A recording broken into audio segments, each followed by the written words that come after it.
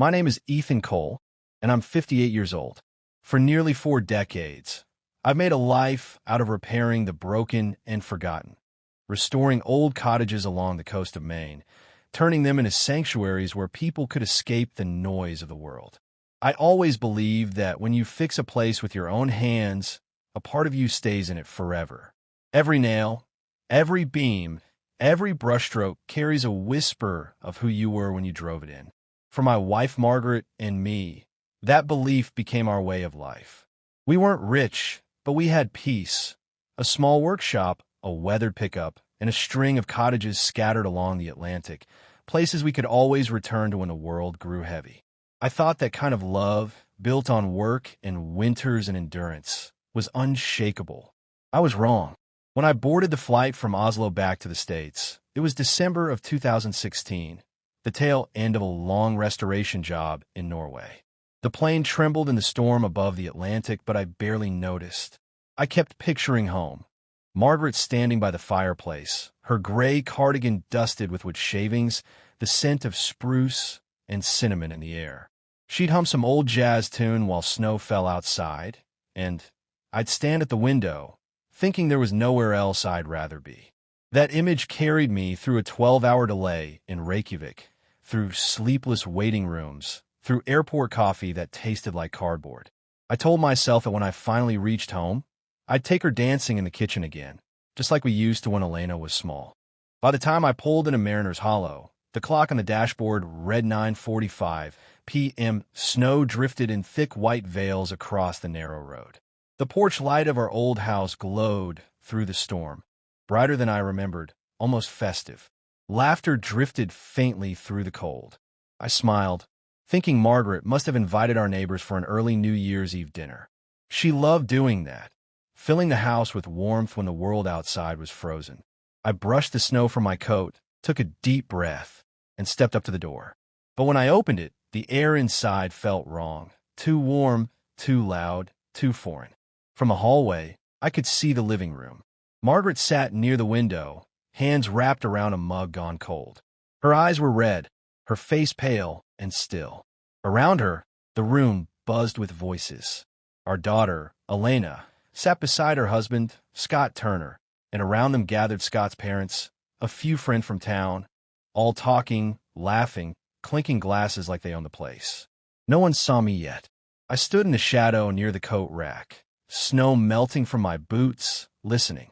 Scott leaned back on the couch, his voice carrying through the room. Once your mom moves into that smaller apartment by March, he said, we'll finally make this place right for the family. Margaret's fingers trembled.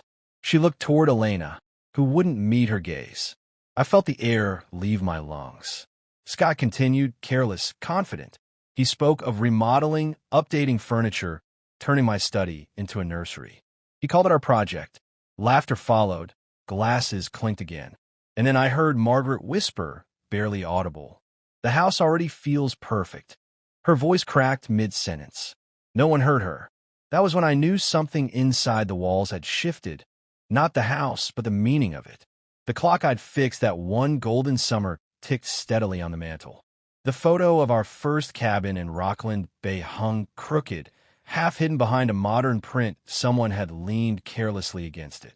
Every corner of the room told our story, and every laugh from Scott's crowd erased a piece of it. I stepped back into the shadows, my heart thudding slow and heavy. Scott raised his glass again, grin widening. "Paperwork's almost done," he said. "Once she signs the rest, it'll all be official." Margaret flinched. "I haven't signed anything else," she whispered. He chuckled. "Sure you have." The laughter resumed. I turned and walked quietly out into the snow. Outside, the world was white and mercilessly still. The cold cut through my coat, sharp as betrayal itself. I looked through the window one last time. Margaret sat frozen, surrounded by people who spoke like they owned her life. I wanted to storm in, to shout, to tear the lies down plank by plank, but I didn't. Some truths reveal themselves better in silence. The sound of snow crunching under my boots was the only honest thing left that night. I climbed in my truck and drove north, the headlights slicing through the blizzard. My hands shook on the wheel, not from cold but from restraint. I drove to Harbor Lodge, one of the smaller properties Margaret and I had restored years ago. It had stood empty since autumn, quiet, cold, smelling faintly of salt and cedar. I lit a single lamp and sat by the dark fireplace until dawn. The sea roared beyond the dunes, constant and indifferent. I didn't sleep. I just listened. By morning, Sunday, December 31st, 2016, the storm had softened to a steady drizzle of snow. I drove back to Mariner's Hollow. The house looked the same from the road. The wreath still on the door, the chimney still smoking faintly. But up close, I saw the truth. A new SUV parked near the garage, boxes labeled kitchen remodel stacked by the porch, our old family photos replaced by metallic prints of trees with no roots. My home had become a stranger's showroom. I knocked once and stepped inside. Margaret was standing by the counter in her gray cardigan, eyes swollen from crying. When she saw me, her hand went to her chest. "Ethan," she whispered, as if saying my name might break the air. I told her to grab her coat. She hesitated. "They'll be back soon. They've said enough." I interrupted quietly. "We're leaving." There was no anger in my voice, only resolve. She looked at me a moment longer, then slowly nodded. Within minutes, we were in the truck, the snow crunching under the tires as I turned toward the coast. At first, neither of us spoke. The sea appeared in glimpses through the trees, steel gray beneath the winter sky. When she finally found her voice, it was barely a whisper. She told me everything. How Scott had started visiting often while I was away, helping with paperwork, handling insurance. How Elena had encouraged her to sign routine forms, assuring her it was just to keep the estate tidy. How she trusted them, because they were family. And how, a week ago, she'd overheard Scott on the phone, boasting about property transfers and final steps. When she confronted him, he'd smiled and said she must have misunderstood, that stress was making her forgetful. Every word landed like a hammer on my chest. Greed had found its way into our family, quiet, polite, smiling greed that wore familiar faces. At Harbor Lodge, I built a fire and let her rest. She cried quietly, hands shaking as she told me she never meant for any of this to happen. I believed her. She'd always been too trusting, a flaw I used to admire. When she finally fell asleep by the hearth, I stepped outside into the wind and called Harriet Lane, our old attorney for Bangor. A woman with iron in her voice and justice in her blood. I told her everything, the manipulation, the forged documents, the deceit. She didn't hesitate. "Ethan," she said, "we can repair this. But we must move before they do." By mid-afternoon, the storm had cleared, and so had the future. Harriet worked faster than I thought humanly possible. Within hours, she'd filed the necessary papers, revoking all powers of attorney, securing every property, freezing every transfer. The entire estate was placed under Margaret's sole living trust. Scott's scheme evaporated before sunset. That night, I drove quietly back to the house, keeping to the shadows. Through the frosted window, I saw him pouring whiskey, smirking as he talked to his father. I took out my phone, pressed record. "Once she signs the final form next week, it's all ours," he said, laughing. I slipped the phone back into my coat pocket and walked away. I didn't feel rage, just clarity. There are moments in life when shouting feels small, when vengeance feels cheap. What I wanted was something cleaner, something final. New Year's Day, 2017. The morning sky hung pale over Mariner's Hollow. Police cruisers lined the driveway like sentinels. Harriet arrived beside me, crisp in a navy coat, leather briefcase in hand. Her expression was calm, surgical. When Scott opened the door in his robe, he froze. Behind him, Elena appeared at the top of the stairs, confusion blooming into fear. Harriet stepped forward. "Mr. Turner," she said evenly, "these documents are to inform you that all power of attorney privileges have been revoked. Any property transfers or financial claims made under your authorization are null and void." Scott tried to laugh it off until he saw the seal. Then he turned pale. Elena descended the stairs, voice trembling. "What's going on?" "Ask your husband," Harriet said, handing over a copy. Scott's father began to protest, but the officers stepped forward. One of them read out the formal notice. Every word cut another string from the web he'd woven. Margaret appeared beside me, her hand clutching mine. She was trembling, but not from fear anymore. Scott turned to her, eyes wide. "You can't do this," he said. "We're family." I looked at him, calm, steady. A family doesn't steal from itself. For the first time, he had nothing to say. Within 30 minutes, they were gone. Scott, his parents, their laughter, their arrogance, all carried out into the falling snow. The silence they left behind was so pure it almost hurt. Margaret stood by the Christmas tree, touching one of our old ornaments, a small wooden sailboat I'd carved in 1995.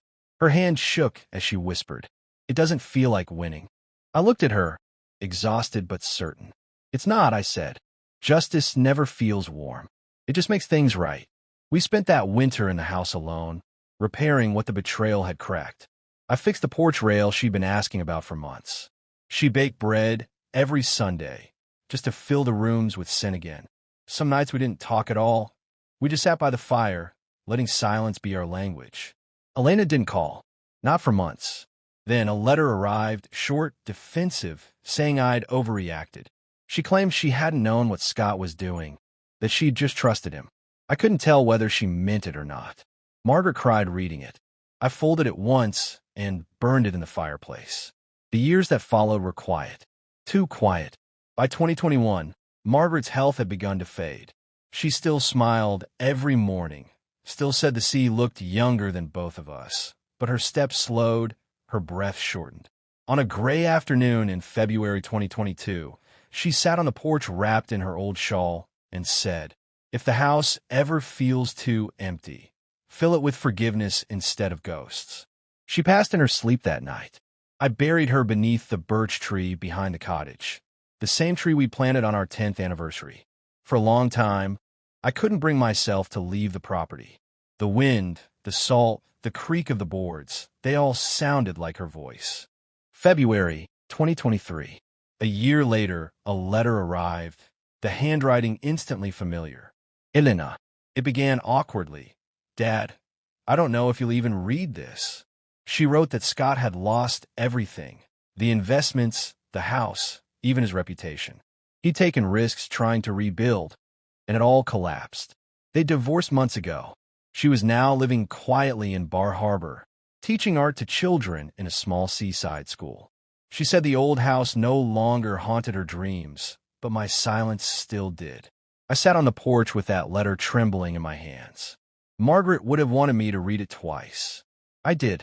Then I set it on the table and stared at the sea until the horizon blurred. For the first time in years, I didn't feel anger. Only distance, like time itself, had frozen the pain into something cold and clean. A week later, I drove north along the winding coast to Bar Harbor. The town was small, painted in winter blues and whites. I found the art center easily, laughter spilling from the windows, the smell of paint and clay in the air. Through the glass, I saw her. Elena, older now, her hair streaked with gray, her posture softer, her eyes carrying the weight of what she'd done. She was helping a child mix colors, smiling gently. When she noticed me through the window, she froze, then smiled, uncertain but real. After the class ended, she stepped outside into the cold. For a long moment, neither of us spoke. Finally, she whispered, "I didn't come to ask for forgiveness. I just wanted you to know I see it now, what I almost destroyed." I nodded. "You didn't almost destroy it.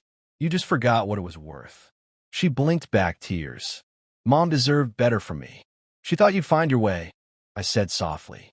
"Looks like you did." We talked until the sun dipped low over the frozen harbor. Not about the past, but about the colors she loved, the kids she taught, the paintings she wanted to finish. Small things, human things. When I stood to leave, she hugged me. It wasn't the kind of embrace that fixes everything, just one that says I'm still here. Driving home that evening, the sky turned amber over the ocean. The radio played softly, an old jazz tune Margaret used to hum while cooking.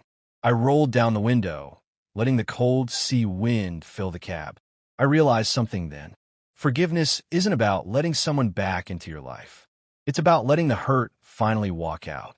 When I reached Mariner's Hollow, the house waited in silence, lit by a single lamp. The fireplace still smelled faintly of spruce. I hung my coat on the same old rack, sat in the armchair, and watched the snow fall outside, slow, steady, endless. Somewhere beyond the white, I imagined Margaret smiling, her hands folded around a mug of cocoa, whispering the same promise we once built everything on. We fix what's broken, Ethan. That's who we are. And for the first time in a long while, I believed her. You just heard a story of betrayal, survival, and quiet revenge. If it left you thinking, hit like, share it forward, and subscribe for more true emotional stories that'll stay with you long after they end. Every click helps another story find its voice.